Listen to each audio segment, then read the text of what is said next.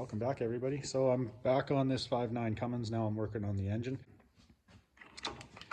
And what I've been asked to do is to put the shim in the notorious killer dowel pin. There's the dowel pin right there, and the bolt I'll be taking out to do that. And I'll have to build a little tab to go over it. So this dowel pin isn't loose. It's sticking out a little bit through there. I'm gonna have to hit it with a punch and make sure it's fully seated. And then if it goes in flush with the aluminum, you could even just stake that in and it'd probably hold it, but I'll build the tab. That's what I've been asked to do. And this thing is filthy, as you can see. It's been leaking for a long time. Like, look at some of the oil here. Get some light in there. Come on, light. See what I mean? It's just pooling up in some of these areas. So the valve covers have been leaking and it's just been going straight down the block and just getting everything wet on the way. And then what I found is, you can hear that likely. Gonna put a new water pump in it too. That one might go a few more miles, but it's on its way out. So you don't want that failing in the middle of a long trip. So I'm gonna put a new water pump in. It should be here today. Fan hub was seized up really bad. And I think just looking at this, that maybe somebody cross-threaded the fan hub on, because I couldn't get it off. And I had to use an air hammer, and it did a number on the hub. I'll show you. So I'll see what I can do with that. I think I got one that'll work.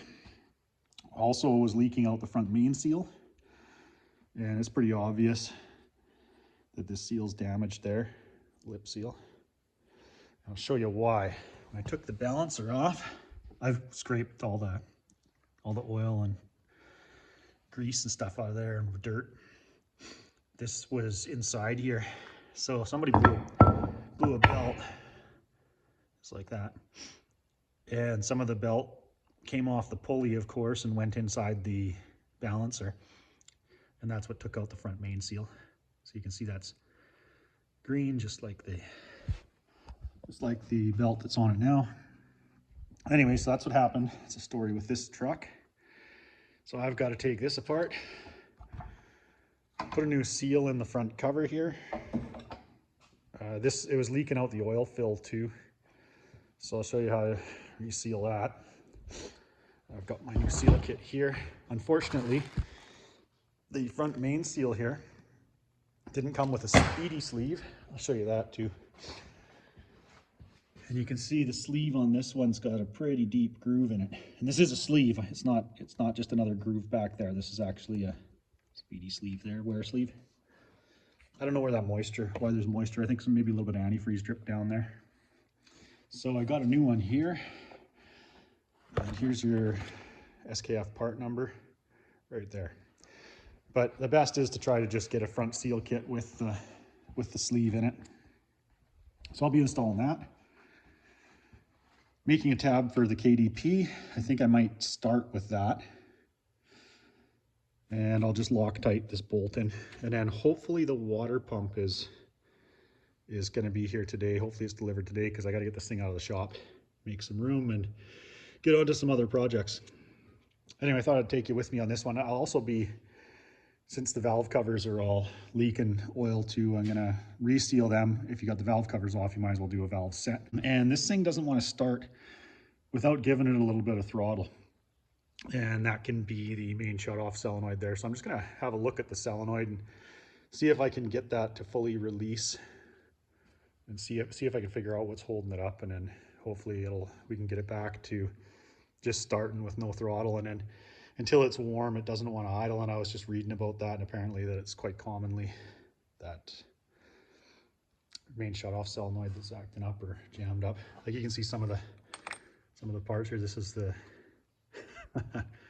that was a crank sensor holder. I think that's what that was, crank position sensor bracket, just covered in oil and dirt. Anyway, I'm going to get to work here, and first thing I'm going to do is, I think I'll make a little template for the KDP shim. I know you can buy kits, but you can also just build one quite easily too. I think I'll start there. Working on my little template here.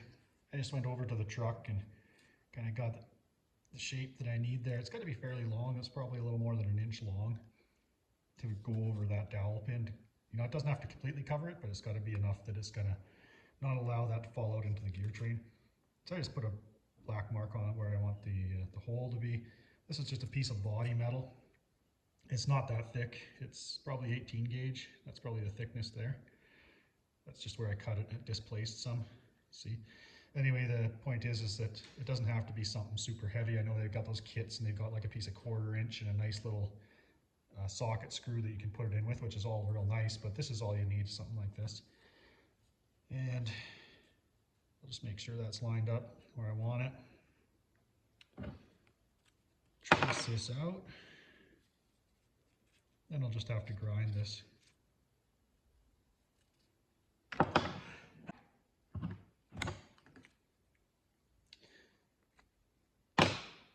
All right, so I'm going to grind that part. It might still be a little bit wide. I want a little bit more material, of course, in case I've got to shape it a little bit. I don't want it to be too small or too short and have to make a new one.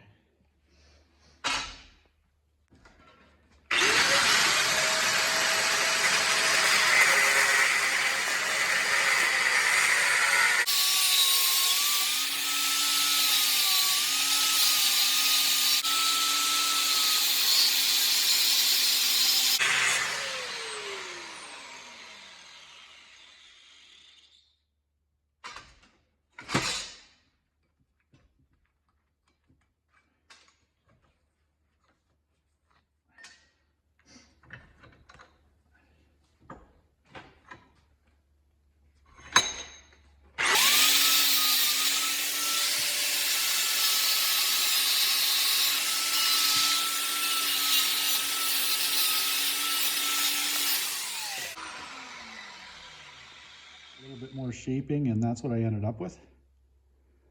I've got the bolt in there. I had to make the hole a little bit bigger. So the bolt that you take out, it's got a 10mm head. And that's one of the reasons why, if you're going to reuse this bolt, you don't want to use really thick material, because you can see that there's not a lot of threads left on there. So it's kind of like just putting a little washer underneath it.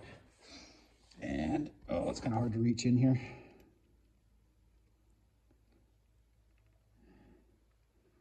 Where do I want to put it? There it is. Oh boy.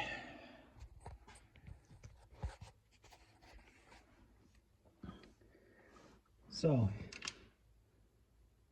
anyway, you get the point. And all you need it to do, like I say, is make sure that, no, that's not where it's going. Make sure that the dowel isn't going to pop out. Yeah, there we go, right there. So, let's see. Try and show you what it's going to look like.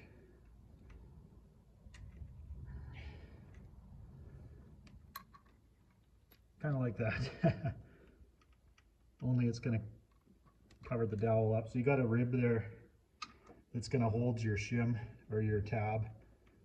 Right, that casting ridge there is going to hold it in place so it doesn't, that's what you want to do, is make sure that it's long enough that it's going to jam against here. And it's going to stay in place. And then I got to get the torque value on that bolt. I'm going to be putting some Loctite on it too. Okay, I got you in there. Took a bit to get my camera in there to be able to show you what I'm doing. So just out of curiosity, I want to see if that pin is moved, if it's walked out at all. I don't think it has, but let's just find out. I don't have a punch that's short enough to get in there and hit with a hammer. Oh, great, there goes some bolts.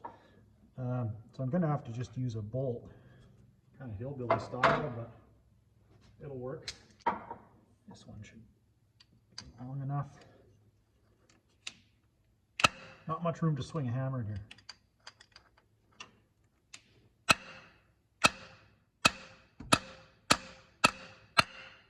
Yeah. Yeah, I don't know if you noticed. There, she's home now. Still moving.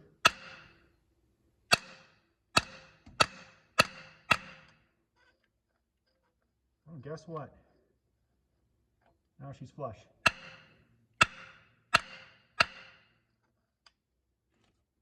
I even recessed a little bit. A little light in there to show you. Yeah, look at that. So that pin was indeed moving. Goes my pliers. All right. Okay, so I'm gonna Get my bolt in there now. Just hold my shim in with this tab in with a magnet.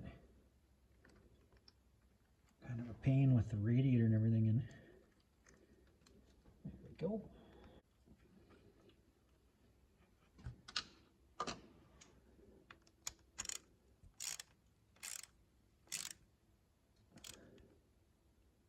Just put some blue Loctite on that.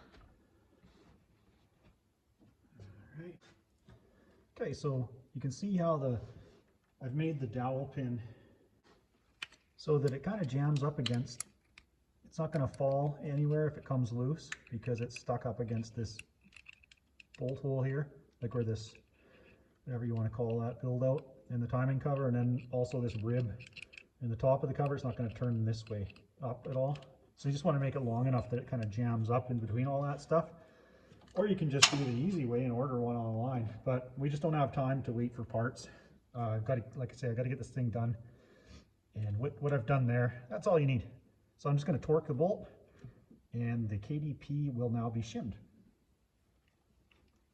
Also, you could, like I was saying, you could just stake your dowel pin in too for some extra reassurance. And what that means, if you don't know, if you're not familiar with staking, is this just take a punch, like a center punch with a sharp end on it, and just displace metal around it.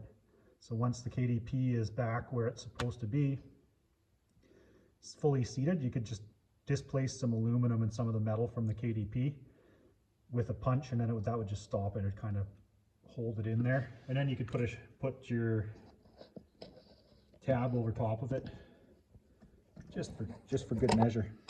All right, so it's nice to have that done. It only takes a few minutes to build your shim up if you're doing that and you're not ordering one online. I've got my timing cover all cleaned here, so now I'm going to have to go and get my speedy sleeve off there. You got to be real careful that you don't damage the crank, but you got to get like a screwdriver or something underneath it and just basically tear a hole and like kind of tear it in half so it pops off there.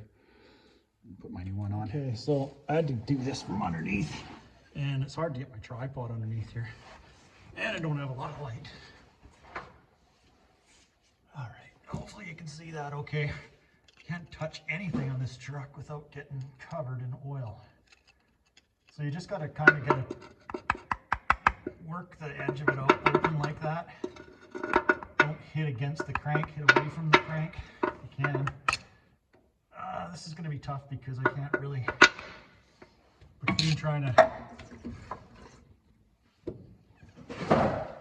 work around the tripod and everything else, it's kind of tough to get in here. Not much room with the radiator there. So see, it's a very thin piece of metal, of course. You just got to start cutting it. Come on now. See, once it starts to tear, you can kind of peel it off.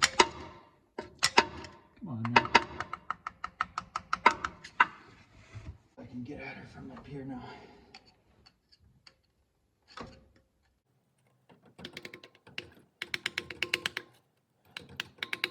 And just be careful that you don't cut yourself, because these are sharp. Dang it. It tore right through where the ridge was, so now half of it's stuck on the crank. Great. Just have to keep doing the same thing here and try and peel it.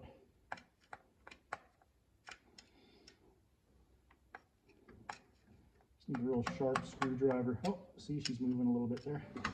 I might be able to slide that off. I guess if it came down to it, you could put a bit of heat on it really carefully. Don't get it too... I don't like doing that.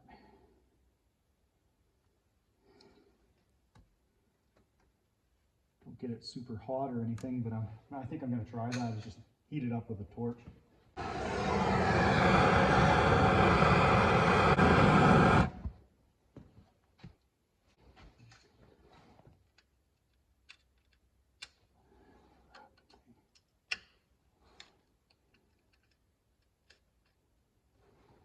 Okay. So that didn't work.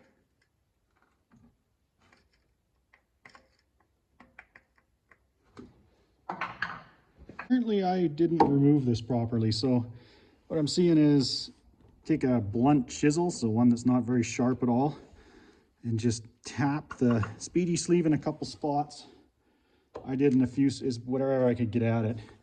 And that will expand the speedy sleeve, and then apparently it'll just pop right off. This one's still a little tight, so I just took a pry bar and just very, very gently and carefully pried against the edge of the sleeve, and I got a little piece peeled up there so I can get at it, and I should be able to push it off. I might need a longer pry bar to do so, but I think it's just gonna probably break right there, and then it'll just come right off. Let's see what I can do. Give this a try. Oh, just about there. Fulcrum, I was using that chisel as a fulcrum. I'll have to go get it and wedge it back in there so I got some leverage on it. So it got loose enough from these little marks that I put in it with the blunt chisel that I was able to just push it off really carefully with a pry bar. So I'm glad that's done. And there's some oil and stuff on the crank there. Just gonna clean that off a little bit. And we're ready to put the new one on. First speedy sleeve was the wrong one. It was too small. That was a number I got from an internet search. So this is the proper speedy sleeve, number 99250. And since I got the old one off, the new one's ready to go on. So you might want to just go over your crank with some crocus cloth or something like that. Nothing too aggressive, just to make sure it doesn't have any burrs on it. And then trying to get a good camera angle, but it's hard to mount the camera when I'm working on it here. And then just clean off any dirt, debris, of course, all that good stuff, and then just tap her on. I can't hardly, just carefully, because you only get one shot at this. Hard to swing a hammer down there.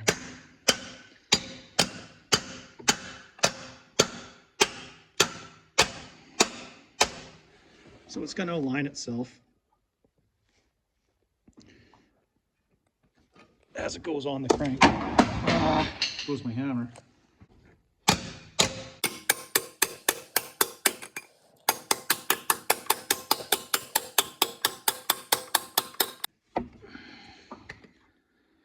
Just like to check to make sure. I don't want it seated all the way. I just want it to the end of the crank snout.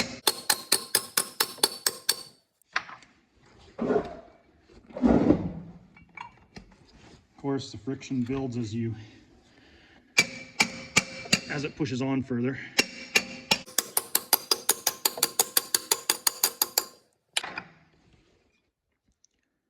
So it's sticking out a little bit, and I gotta have it flush.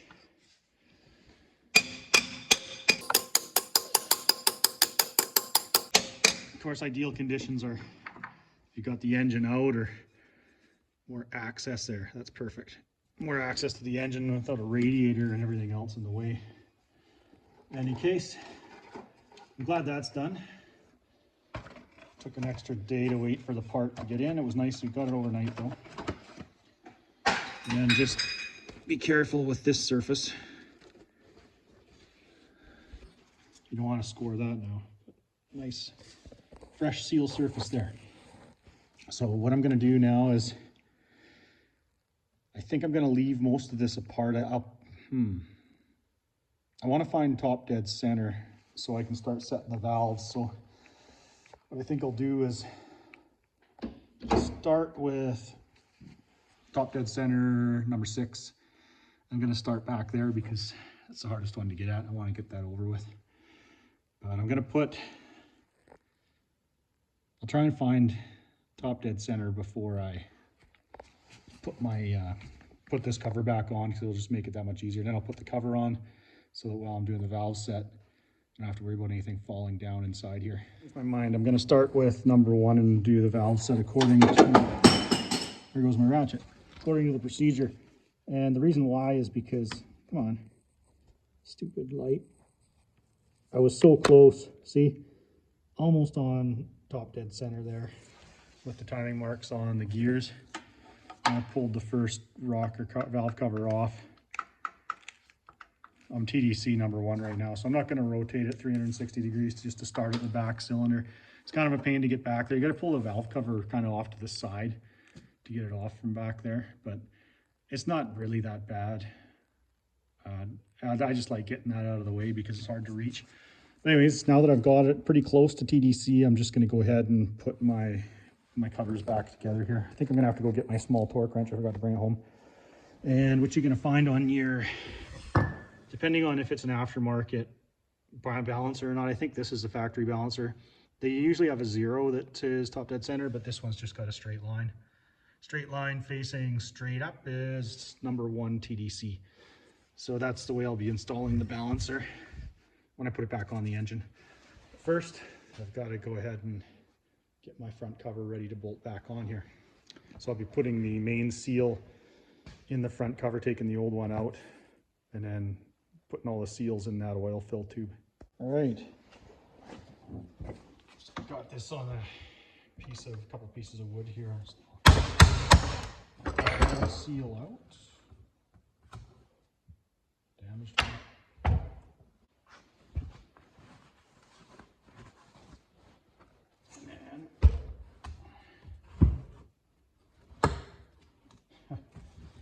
See, this thing's kind of like a puzzle. Pull that off. So that's got a seal on it. I'm just gonna have to clean that up. I don't believe I got one of those in the kit. And there's a seal underneath here. Yeah, this big rubber one.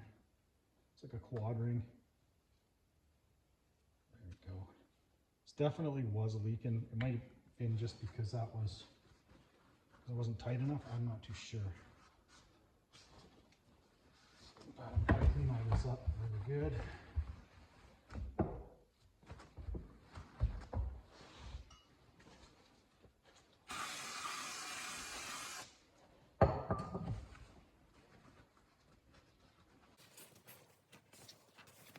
So if you're having a real problem with it leaking, you can always just put a bit of anaerobic, the purple anaerobic sealant in there, or even just some of your Permatex silicone, like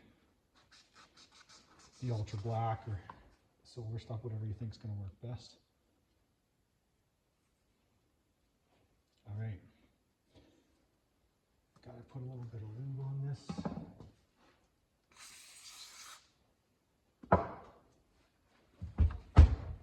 And spin it back in.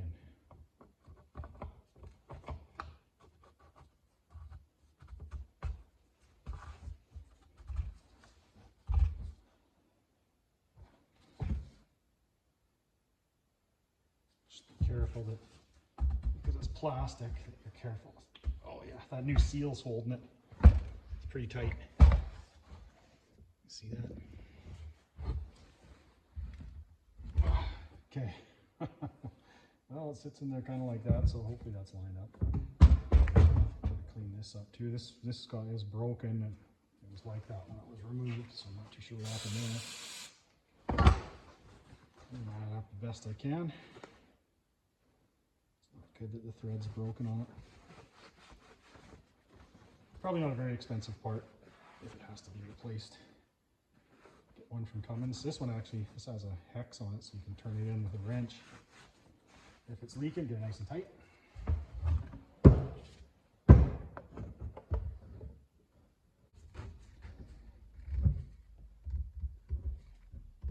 All right,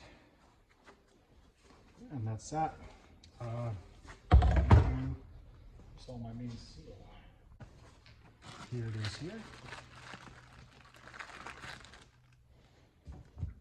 Just want to make sure you guys can see that.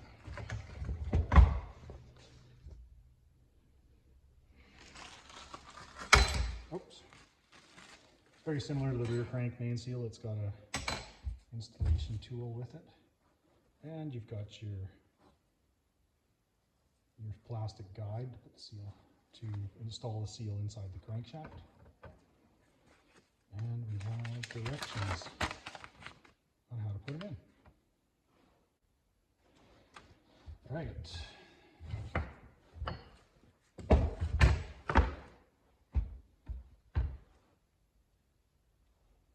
So of course this is the inside of the seal. You want that facing down at the inside. This can be a bit of a, yeah, be tough with if you don't have a proper installer tool just to get them started.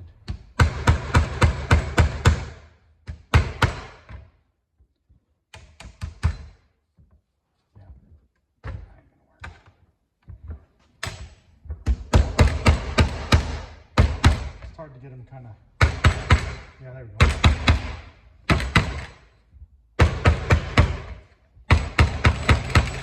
I'm going to get these out from underneath there. Don't want to bend that cover or warp it anyway.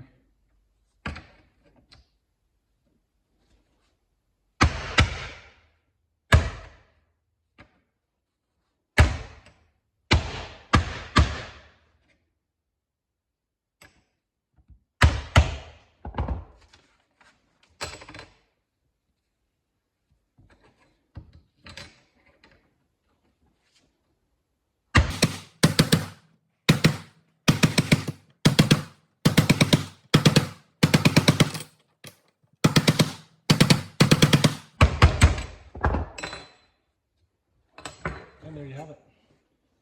Fully installed seal. It's about the same depth, so that's what your depth tool's for. And that isn't going to make a big difference because, oh, you know what? It's actually not quite installed all the way on this side.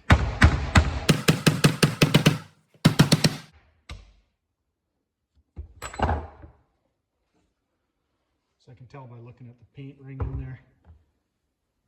It's installed a little bit deeper than the other one, but like I was saying, that's not going to matter because we've got our speedy sleeve. It's got a fresh seal surface for the seal to ride on, so it doesn't, if we didn't have the speedy sleeve, might want to leave that seal out a little bit or drive it in a little bit further so it gets past that wear mark on the crankshaft, but we don't have to worry about that.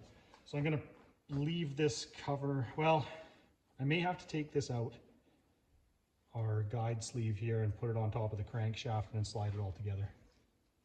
Wow, this job is just one step forward, two steps back.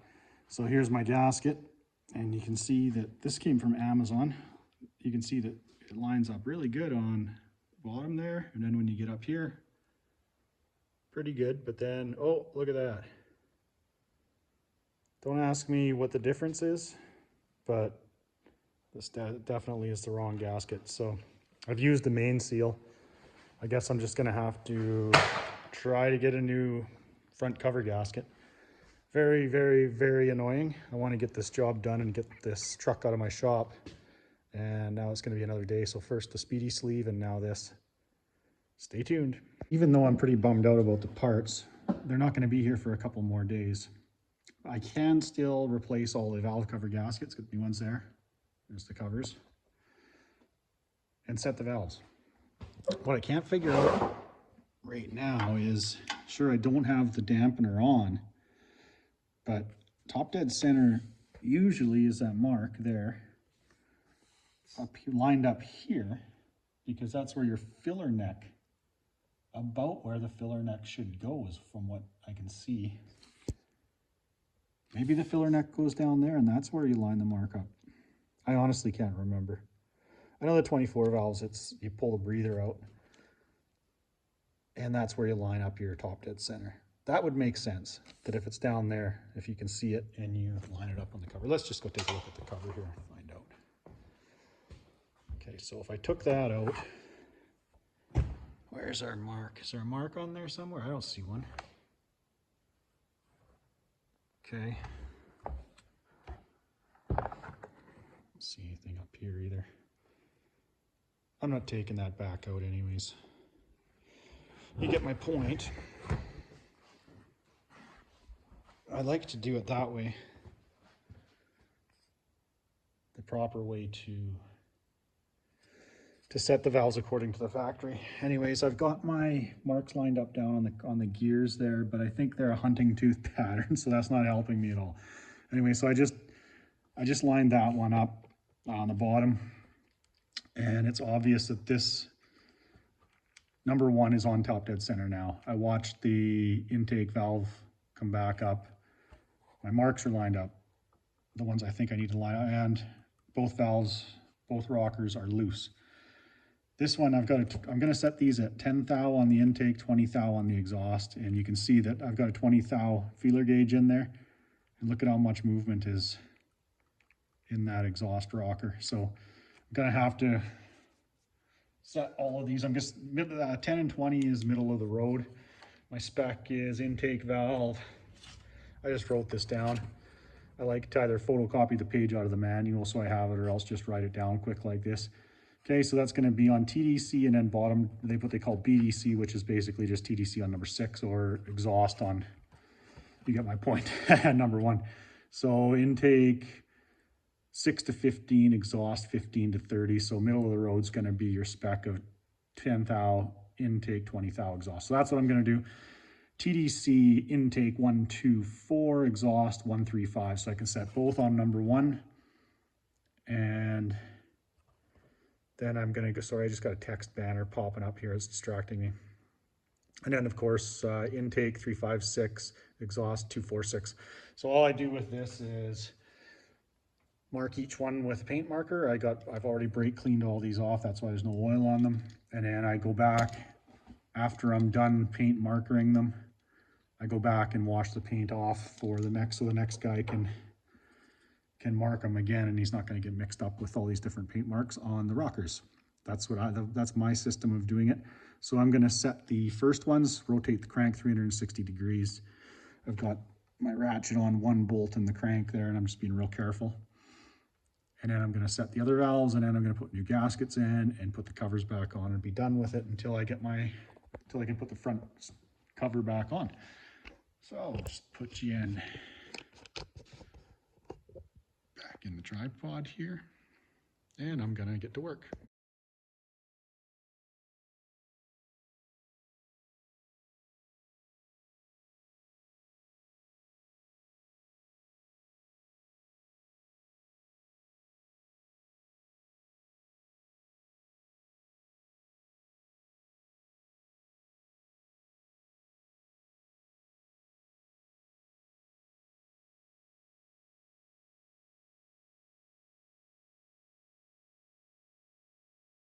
So there you have it. One of the things that I got wrong is turn your crankshaft over 180 degrees, not 360 degrees.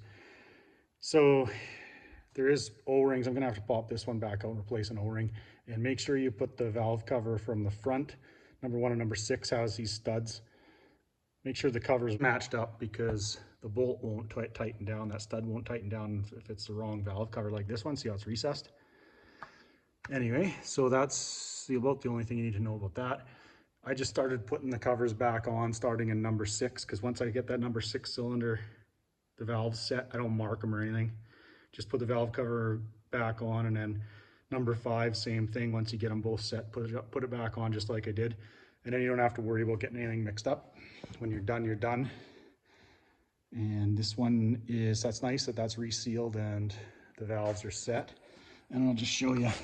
This is why I ended up having to wash so much stuff on this truck. It's just because it leaked so bad. It's just completely covered in oil. I don't know if you can see all that. Like, look at that. Everything I touch on it just gets me soaked. So ideally it should have been steam cleaned before it came to me, but that's just the way it goes. Like, look at this parts.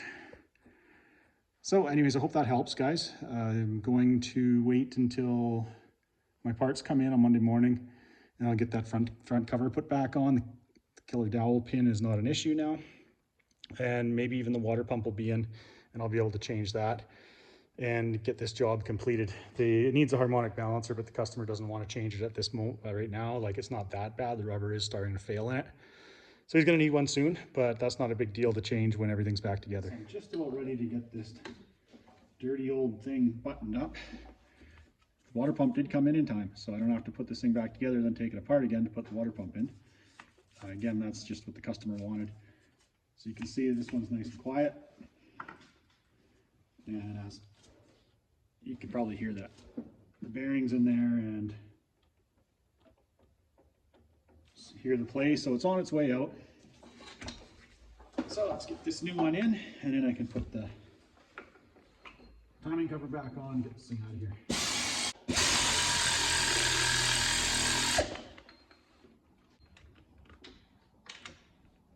10 millimeter socket for these ones. I don't think my compressor's turned on. I think I'm going to lose some coolant too, so I got to make sure I catch it.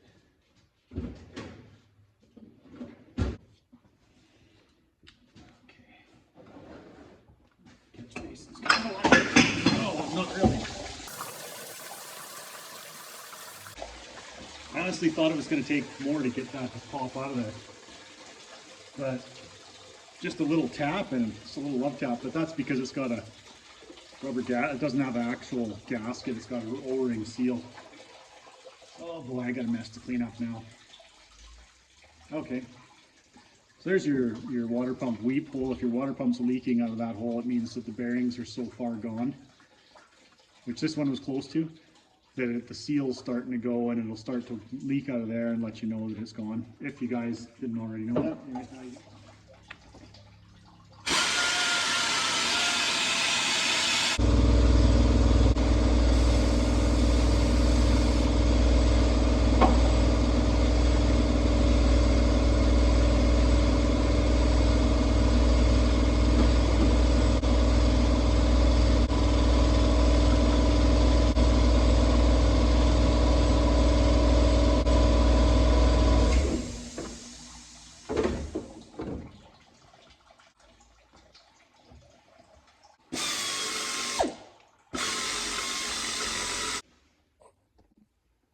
Got kind of a weird camera angle in here. It's hard to get my tripod up underneath the hood. It's nice that there's just 2 bolts for this water pump. Quick and easy to take out and put back in again. I should put the timing cover back on first, but hopefully it'll be okay. Less stuff you got in the way, the easier, of course. But should have sealed up the front of the engine first because antifreeze went all over the place. Just check the oil pan and see if any got in there. All right, now I can finally put the front cover back on. So that's all there is to the water pump. Definitely good that the part came in soon enough that I didn't have it back together, because as you can see, to take the shroud and even just to take the belt off and the fan off to get at the water pump is such a pain. To have to backtrack and do that wouldn't be ideal. Now, gotta find my fan. How am I gonna put the fan cover on? And I got the right gasket now. So we got short bolts, long bolts in the timing cover. You're gonna know if it threads in right away. I didn't mark which ones go where. You can do that. Maybe make a piece of, draw a picture of it on a piece of cardboard and put your bolts through it like a valve board. You can always do that, it's not a bad idea. But I'm just gonna, you can tell where the bolts are gonna go. Like I said, because some will thread in easily and right away and some won't. So I'm just going to hang this. Sometimes it's best to glue the gasket on in a couple spots. Just glue it onto the cover so that you don't have gasket glue on the block of the engine or the housing to clean off. Just get that top one in past the oil filler. I'm just going to kind of hang this.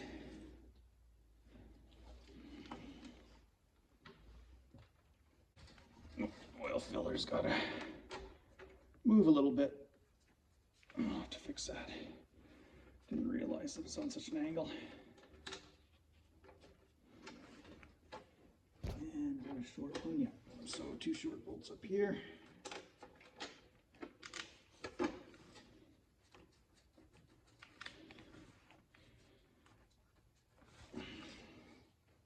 Okay, so hopefully that'll allow enough room that I can, oh great.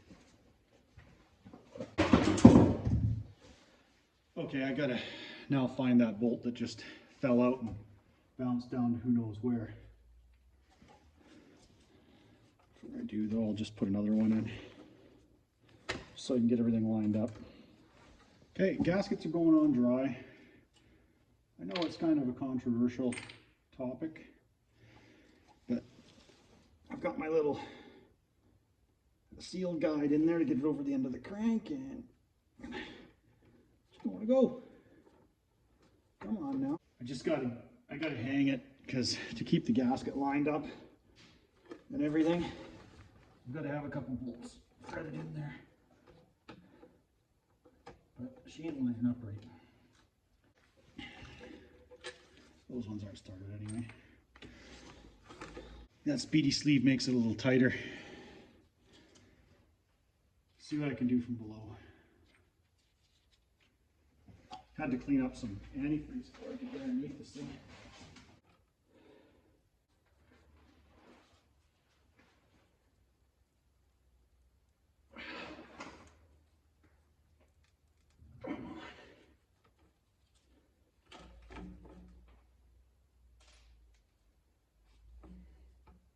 I think the speedy sleeve is what the difference is here. Yeah, that's what it is. I can't get a seal guide over top of it, so I'm not going to use it. Okay, give me the wrong main seal or what?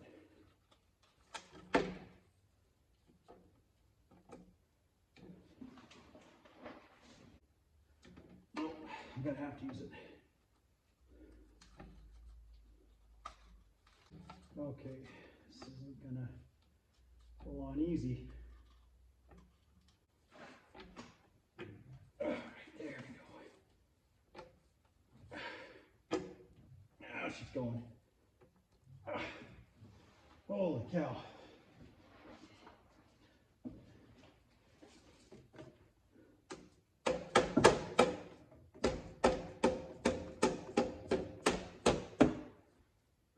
Last time I did one of these, definitely wasn't that tight, but I think between the speedy sleeve and then our crank guide there, pardon me, our seal installer guide there,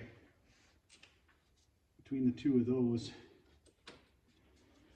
it made it just a little bit tighter, just enough to make it a real pain. It's pretty obvious where these longer bolts go. All right, so front cover is almost installed. Okay, so your crank position sensor is going to go on these two studs. I don't need that little bolt in there. One's short, one's long. And your sensor, this stuff is so filthy. Sensor's going to line up like that. And then there's a little notch in the mount, the back here to put the harness in, or to hold that harness. Looks like this one's been twisted. Yeah, there you go. So it's supposed to go like that. Pardon me, like that. And then just remember that you still have to put your fan hub on. So we got to put all this stuff in.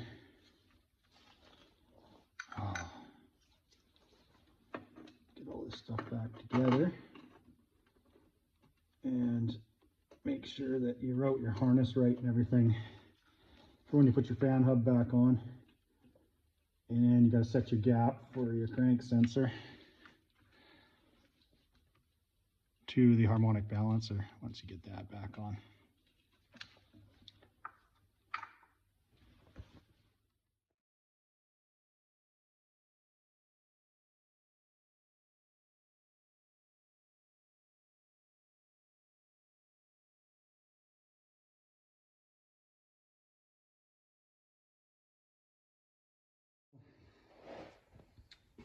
I just ran those in. Gotta be careful. Don't over torque on them, of course, because they're going into an aluminum housing. And we're going to do 18 foot-pounds torque on the front cover bolts.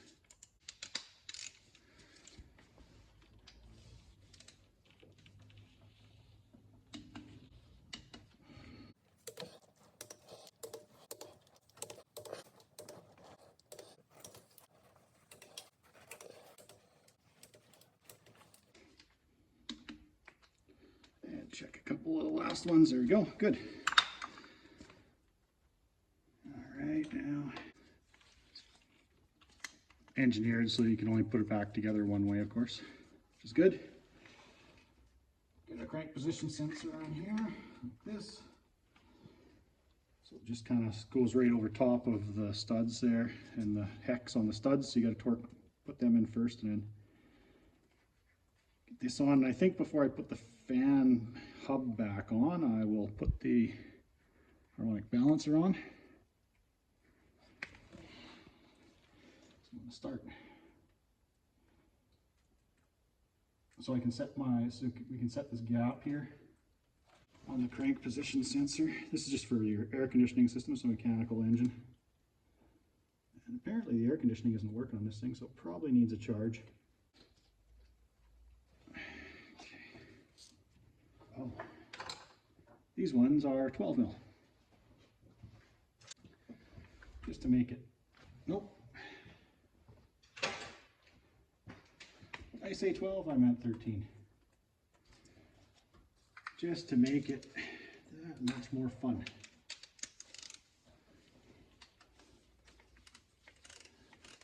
No, that's going to take too long.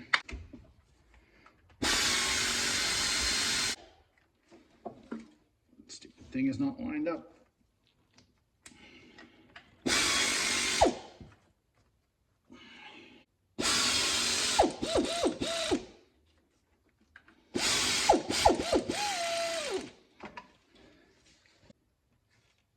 Just want it loose enough that I can, there's a bit of friction there, but I can still move it, of course. There we go, okay. So I'm gonna push that all the way back, install the harmonic balancer, and then set my gap on that. I think it's like, you know, there might be 3 to 5 thou or so, maybe 10 thou. You're not gonna get a lot of movement in the harmonic balancer, you shouldn't anyways. So let's get that on next. I'm just gonna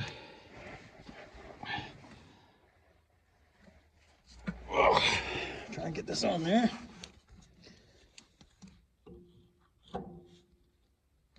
And there's not really any marks for top dead center or anything on these. But if there is, you want to make sure you line it up.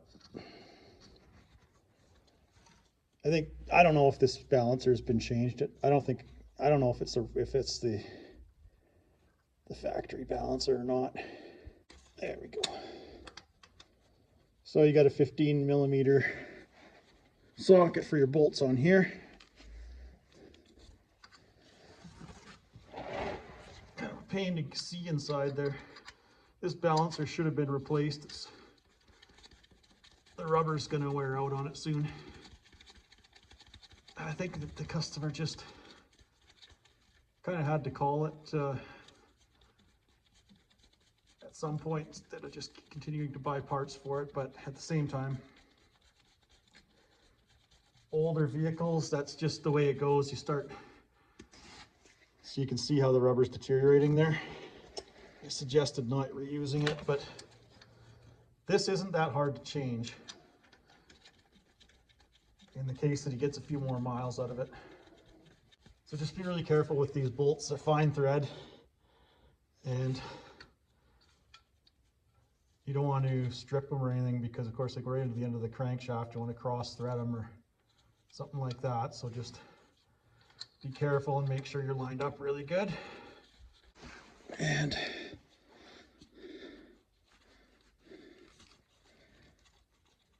you'll be okay. Can't believe that the fan belt's still good on this thing. Everything's so oily up here. Oh, do I need a deep socket?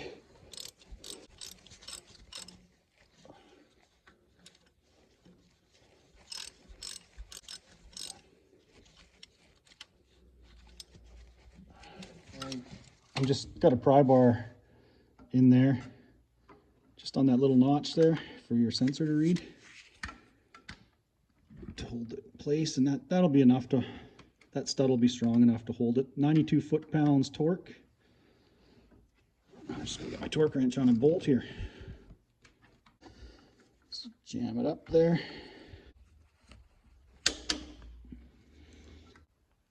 I wish this torque wrench was about 6 inches longer.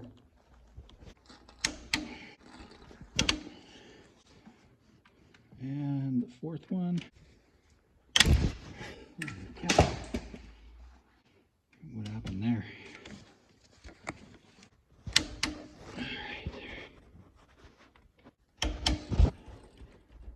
All right, so it's kind of awkward, but she's all torqued up. Pretty dark in there. Now, before we move on, because once you get the fan hub and stuff in there, we're gonna lose access to all this. Oops, I gotta put that clip on.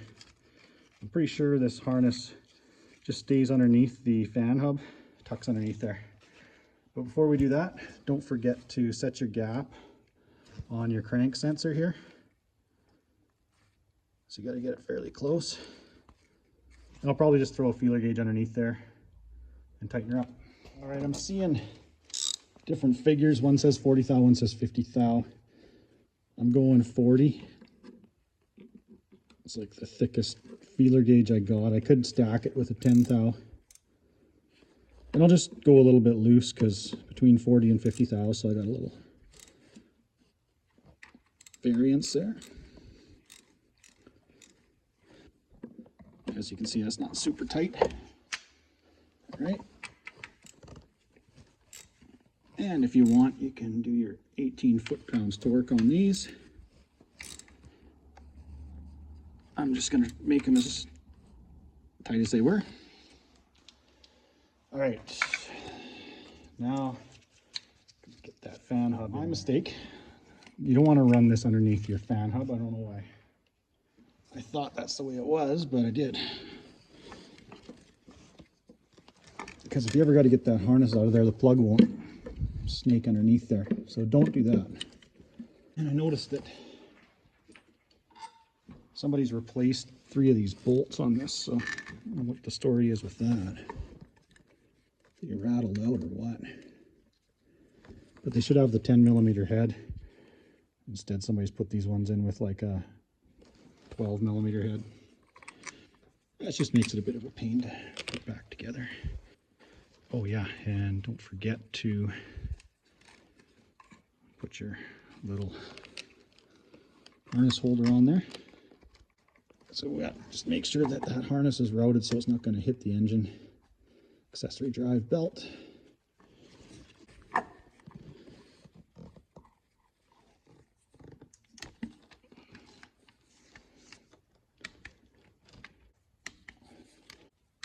All right, got that fan hub back on there, and it's got vice grips clamping the rim of it there to jam up and hold it so that I can torque up the bolts. So I'm not too sure what the torque value is on those. It's not much. It's maybe like 8 foot-pounds or something. And it just, I just had to take some time and clean everything. You can still see there's some grime inside the ribs on the idler. The belt was full of grease and like this oily grime that's covered everything. So I got most of the pulleys cleaned up. Can't believe that belt. It's in really good shape, but I can't believe that it wasn't slipping like crazy. Maybe it was, I don't know, he didn't say. So now that all that's done, I can put the engine belt back on, our fan belt back on. This is a left-hand thread hub on here, and I kind of marred it a bit taking it off, or maybe it was like that. Somebody's had this engine apart, obviously, because there's a speedy sleeve on the crank, the main crank seal there. So somebody's taken the cover off. I don't know why they didn't shim the KDP. Maybe they didn't know about it at the time, but I just got to tighten up this holder for the oil fill and put a bolt in there. And then I can put this left-hand thread fan hub back together. I had to dress the threads on it a bit. They're in pretty bad shape, so I had to use the air hammer to take it apart. So unfortunately, it got a lot of damage when I was taking it apart, because it was really, that was the only part of the front of the engine that was seized up badly, because everything else is soaked in oil.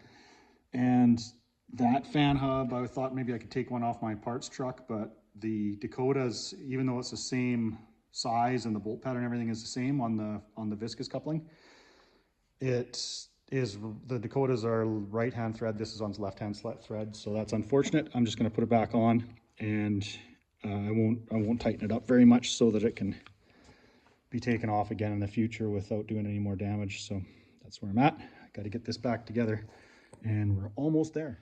Okay, so what I find with the serpentine belt is it's easiest to run it through your routing, which is on the firewall diagram. Make sure you get it into all your ribs on all your pulleys. And it's not riding up on it, or you won't have enough length to get it back on. So I've got a breaker bar here, it's a 3/8, which is kind of cheesy. There's a lot of swing in the tensioner, so if I can pull it over a pulley like the water pump here that doesn't have any ribs on it, it's the easiest.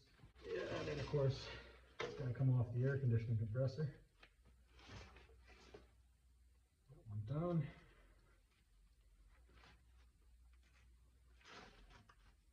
Come on now.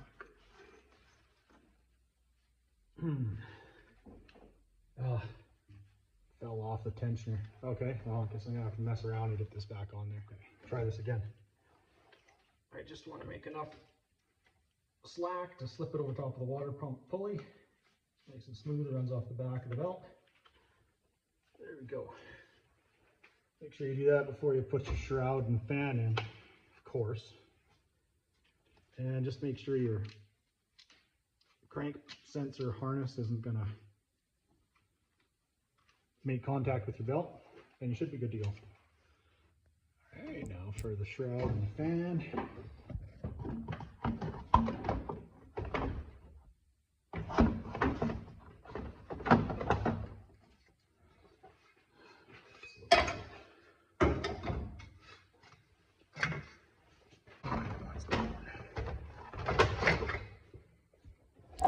I gotta get this overflow tank out of the way. I left it hooked up, so I didn't have to empty it, was my idea there. Top rad hose out of the way. Just got the battery cable. Something like that. Fan is left-hand thread, so counterclockwise, get it tightened up on there.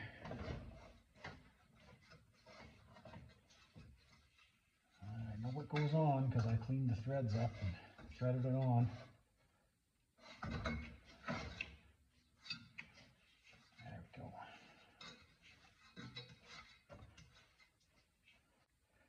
I'm just going to give that a hit with a hammer real quick with a wrench on it. Got my fan removal tools home. So I'm just going to give this a quick tap. So I'll use a dead blow for this.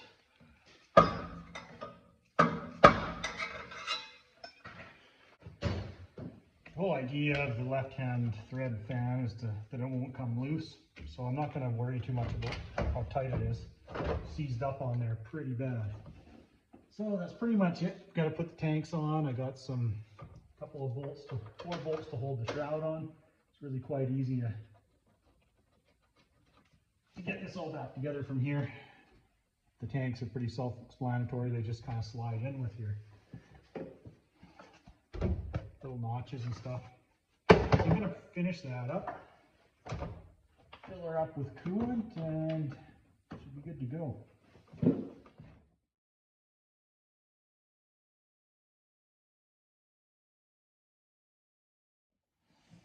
I'm going to put that skanky old antifreeze back in. I'm going to put some fresh stuff in.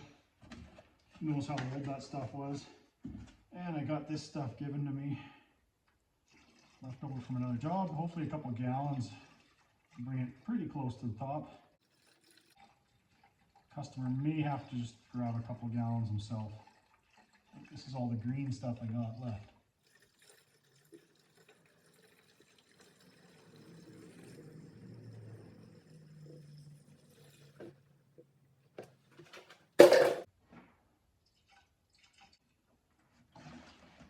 All right, I guess I'm gonna need some more. After putting a different mirror on it and buttoning a couple other things up, this job's done. So I hope you guys liked it. That's how to shim your killer dowel pin on a 5.9 Cummins, and then of course change the front main seal and all the other stuff that I did, water pump. and whatnot. So all I got to do is hook the battery up and I can fire this old girl up and get it backed out of the shop. I just wanted to say thanks to all my new subscribers. The channel's still growing and I appreciate everybody that subscribes, watches a video, and hits that like button. So please continue to do that, and I hope the videos are entertaining and you're enjoying them, and they're going to get better. So happy wrenching, everybody. Catch you on the next one.